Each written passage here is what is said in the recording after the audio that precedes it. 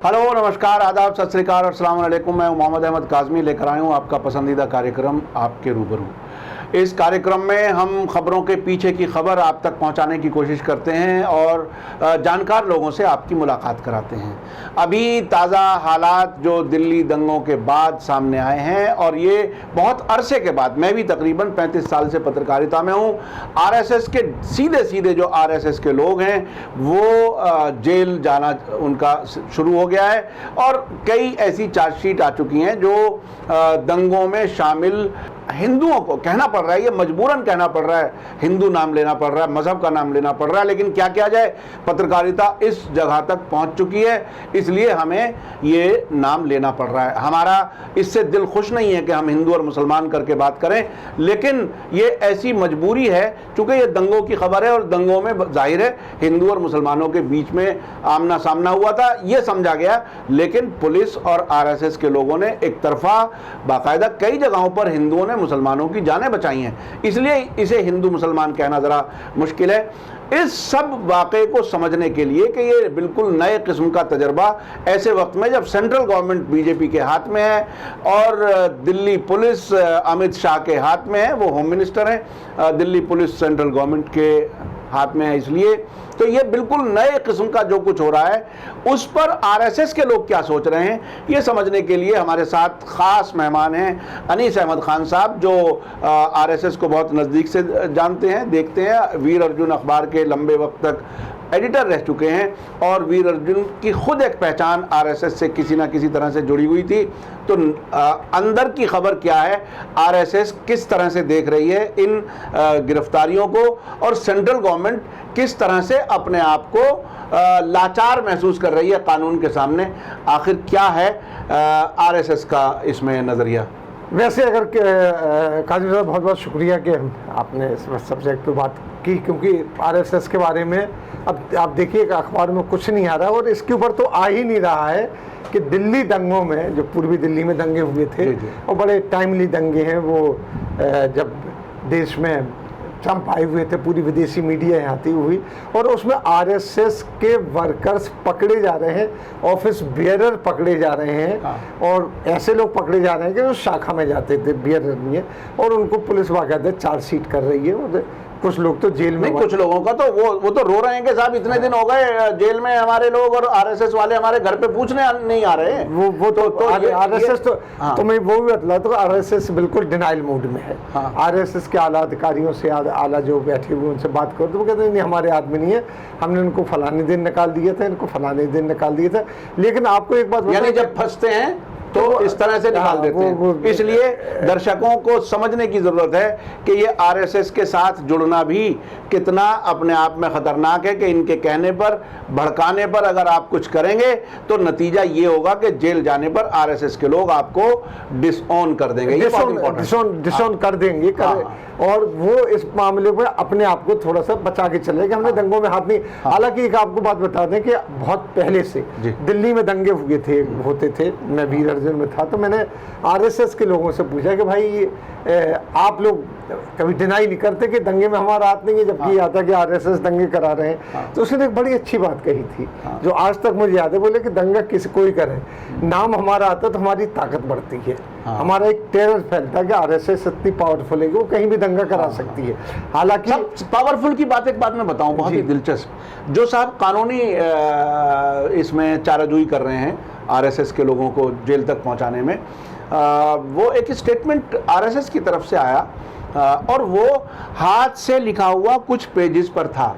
आज के ज़माने में जब हर चीज़ कंप्यूटर पे होती है तो वो जो कानूनी कार्रवाई करने वाले लोग हैं वो कह रहे हैं कि आरएसएस का इतना बड़ा जो हवा समझते हैं हम लोग, इनकी हालत ये है कि हाथ से लिखा हुआ 3-4 पेज का स्टेटमेंट आया उनकी तरफ से, इतना भी नहीं है कि कंप्यूटर से भी निकाल के दे दें। तो हकीकत समझने की है जो आप बात कह रहे हैं ना कि हमें ताकत बढ़ जाती है, मुझे इसलिए वो याद आई बात। जी बताइए। तो ये जो सब चीज़ है क्या, और जैसा आपने कहा कि जो साहब इस केस को लड़ रहे हैं, हाँ। महमूद पराचा साहब हैं, जी जी, उनके साथ में भी जो लोग हैं, जो कंप्लेनेंट्स हैं, उन्होंने भी मुझे बताया। नहीं, महमूद पराचा साहब ने तो बाकायदा ऑन रिकॉर्ड आके स्क्रीन पे आके इस बात को बताया कि मैंने इतने इतने आदमी गिरफ्तार हुए। उसके बाद अखबारों में आना शुरू हुआ सारी चीजें, तो खुल के वो कहते हैं। तो आरएसएस की एक पॉलिसी होती है, आरएसएस की पॉलिसी, वो शेरा अपने सर बांधती है।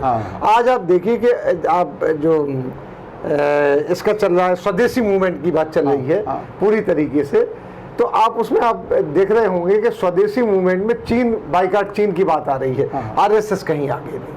आरएसएस का स्वदेशी जागरण मंच कहीं नहीं आ रहा है। अब वो खामोश बैठा हुआ कि अच्छा, आम तौर पर और आप एक देखने वाली बात और काज़मी साहब कि आरएसएस मफाहमत की बात कर रही है कि चीन से और नेपाल से हमें बातचीत करना चाहिए, जंग नहीं करना चाहिए। क्यों कर रही है भाई?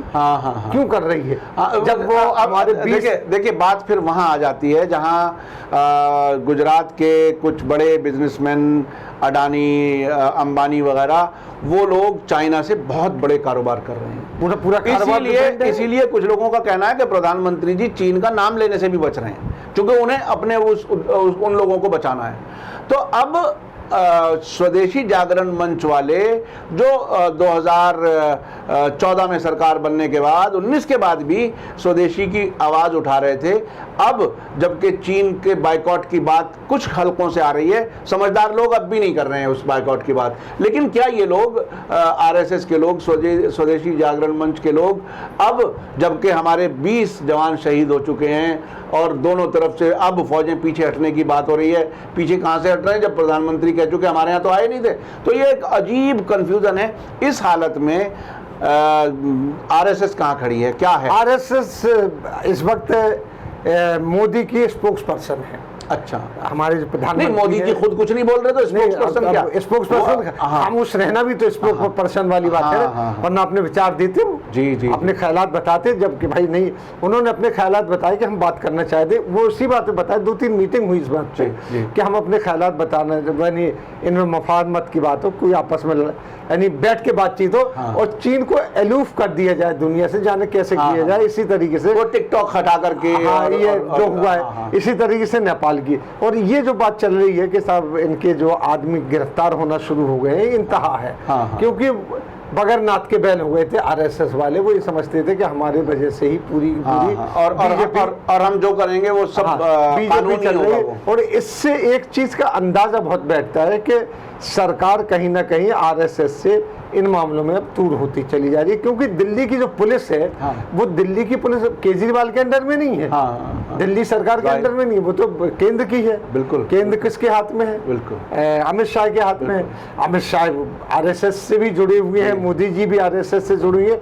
अगर और ये पूरी की पूरी जो इंक्वायरी हो रही है, गिरफ्तारियां हो रही हैं, इसमें अमित शाह को कॉन्फिडेंस में लिए बगैर पुलिस नहीं कर रही है कोई काम। आप अगर आप देखें, और आपको अगर एक बात बता दें कि जब लॉकडाउन चल रहा था तो ये गिरफ्तारियां वगैरह सब स्लो हो गई थी, क्योंकि उन जगहों पे पुलिस भी जाने से डरती थी।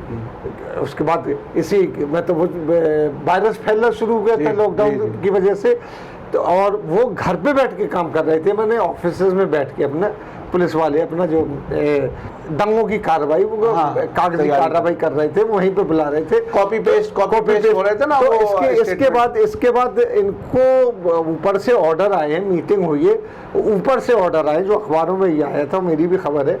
तो ऊपर से कहाँ से ऑर्डर आएंगे? अल्लाह मियां के पास से तो आएंगे नहीं, है विष्णु भगवान तो देंगे नहीं ऑर्डर। तो ऊपर से जो ऑर्डर आए तो उसके बाद ये एक्टिव हुए, गिरफ्तारियां शुरू हुई। अब गिरफ्तारियों में इन्होंने पहले तो धड़ाधड़ मुसलमानों को गिरफ्तार करना शुरू किया। अब लेकिन कहाँ तक बचते? तो आरएसएस के लोगों को गिरफ्तार करना शुरू किया। तो इसमें बिल्कुल एक बात साफ समझ में आती है, जब आरएसएस के लोग गिरफ्तार हो रहे हैं और उनको छोड़ा नहीं जा रहा, अगर ऊपर से ऑर्डर आता है कि भाई इनको बिल्कुल दबा दीजिए इसको, तो दबा दिया जाता है। इसके माने ऊपर केंद्र की भी कहीं ना कहीं मर्जी है कि ये जो चल रहा है चलने दो, कि मोदी अब आरएसएस से बहुत बड़े हो गए। जी। जो आरएसएस के बहुत सीनियर लोग हैं उनको ये बात खलती भी है, क्योंकि जब मोहन भागवत ने जो तकरीर की पिछले दिनों एक उनकी हुई थी, जो उसमें उन्होंने पूरी तरीके से मोदी जी के हर पॉलिसी को सपोर्ट किया। ये लग रहा था जैसे वो मोदी जी के स्पोक पर्सन है।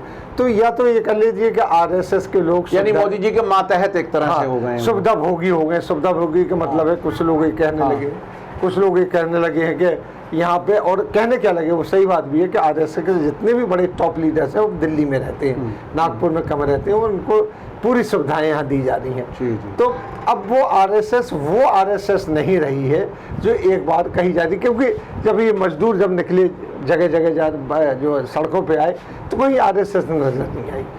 कहते जरूर थे कि हम लोगों ने काम कर रहे हैं, अंदर से काम कर रहे हैं, कहीं नजर नहीं आई। यहाँ तक कि उनकी शाखाएं भी बंद हैं। अच्छा, शाखाएं बंद हैं। अब वो कहते हैं कि हम जूम पे शाखाएं लगाते हैं। जी जी जी। तो शाखाएं तो इन्होंने एक्सरसाइज के लिए खुले उसके लगाई थी, लेकिन वो जूम पे शाखाएं लगने लगी हैं, यानी हर चीज़ इनकी भी सीक्रेट होने लगी है। बहुत बहुत शुक्रिया अनीस अहमद खान साहब, आपने आरएसएस और बीजेपी के रिश्तों पर भी जो बातें कही हैं वो बहुत ही अहम हैं। अगर ऐसा है तो ये बड़ी नई तब्दीली है। आरएसएस के लोग गिरफ्तार हो रहे हैं, उसमें कहीं ना कहीं ऊपर से मर्जी शामिल है। अगर ऐसा है तो ये भी एक बड़ी बात है। हालांकि कानूनी कार्रवाई करने वाले लोग उसे अपने तरीके से कह रहे हैं, लेकिन बहरहाल एक नई तब्दीली है। मुझे याद है 2002 में जब गुजरात में फसादात हुए थे, ये एक लंबे अरसे के बाद पहली बार ऐसा हुआ था कि फसादात के जो आरोपी थे उनके खिलाफ अदालतों में लोग गए और वहाँ फसादात रुके किसी हद तक। हमें उम्मीद है कि दिल्ली दंगों के बाद भी जिस तरह से गिरफ्तारियां और कानूनी कार्रवाइयां हो रही हैं, उसके बाद शायद सभी को अकल आएगी और झगड़े फसाद से बचेंगे। और बहरहाल देश तभी मजबूत होगा जब सभी एक साथ मिलजुल करके प्यार से रहें, देश को आगे बढ़ाएं। इसी के साथ मुझे दीजिए इजाज़त। बहुत बहुत शुक्रिया आपका अनीस अहमद खान साहब, आपने हमारे लिए वक्त निकाला। अब बहरहाल मुझे दीजिए इजाज़त। धन्यवाद, शुक्रिया। जय भारत, जय हिंद।